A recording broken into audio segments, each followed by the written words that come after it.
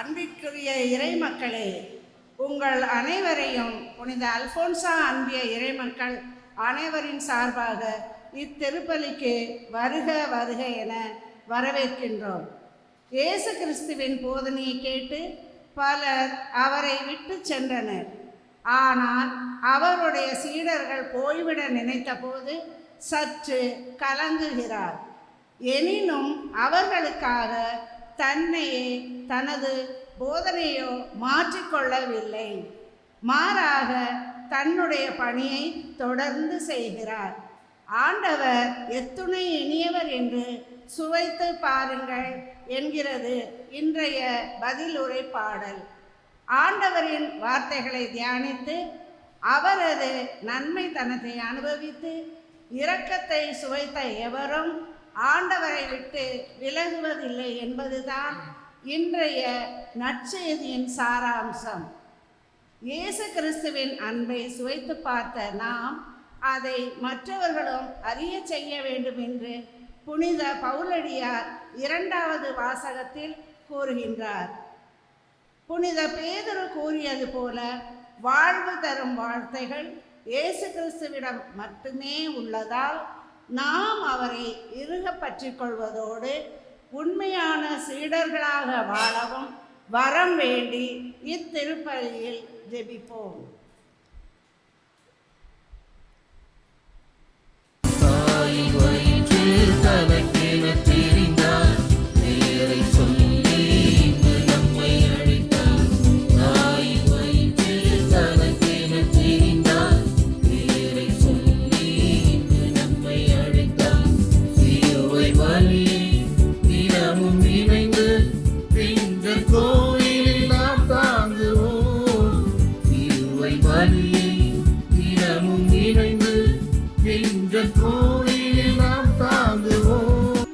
தந்தை மகன் தூய ஆவியாரின் பெயராலே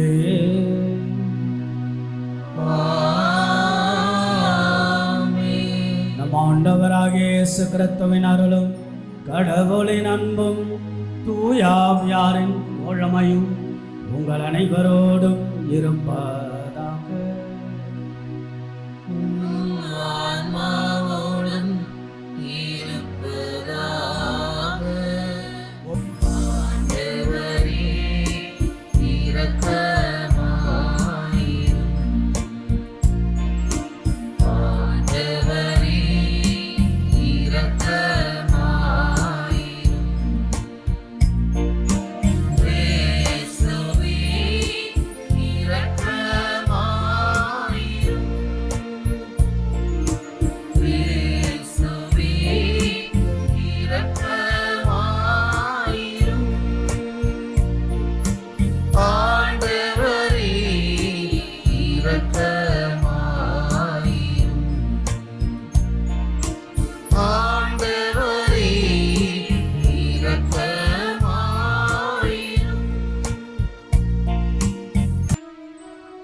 ஜெபிப்போமாக. நம்பிக்கையாளரின் உள்ளங்களை எல்லாம் ஒன்றிணைப்பவருமான இறைவா, நீர் கற்றுத் தருவதை மது மக்கள் அன்பு செய்யவும் நீர் வாக்களிப்பதை விரும்பவும் செய்தருளும்.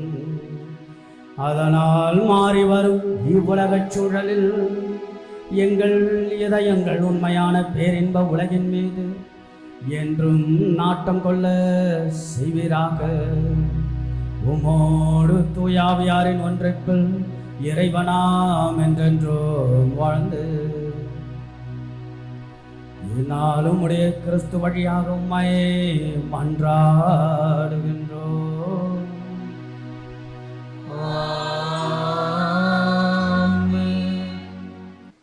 முதல் வாசக முன்னுரை.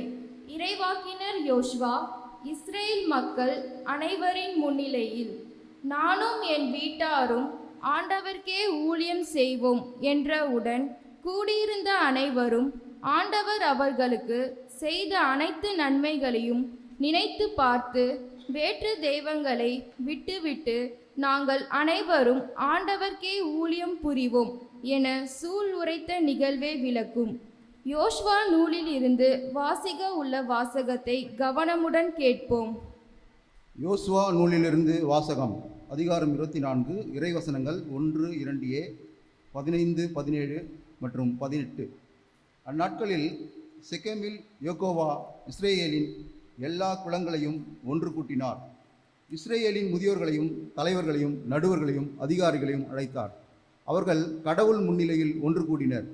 யோகோவா எல்லா மக்களுக்கும் கூறியது, ஆண்டவருக்கு ஊழியம் புரிவது தீயது என்று உங்கள் பார்வைக்கு தோன்றினால், உங்கள் மூதாதையர் நதிக்கு அப்பால் பயணித்து வந்த தெய்வங்களுக்கோ, உங்கள் நாட்டில் உங்களுடன் வாழும் எமோரியரின் தெய்வங்களுக்கோ, இவர்களுள் யாருக்கு ஊழியம் செய்வீர்கள் என்பதை நீங்களே இப்போது முடிவு செய்யுங்கள்.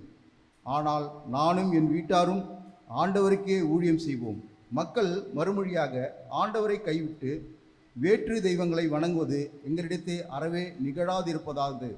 ஏனெனில் எங்கள் கடவுளாகிய ஆண்டவர் எங்களையும் எங்கள் மூதாதையரையும் அடிமைத்தன வீடாகிய எகிப்து நாட்டிலிருந்து வெளியே கொண்டு வந்தார். எங்கள் கண்முன் இப்பெரிய அடையாளங்களை செய்தார்.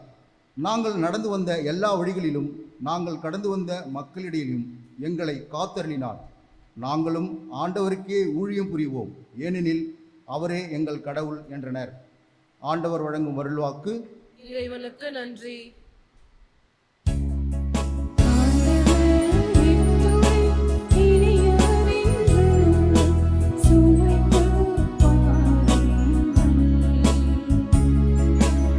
ஆண்டவர் துணை இனியவர் என்று சுவைத்து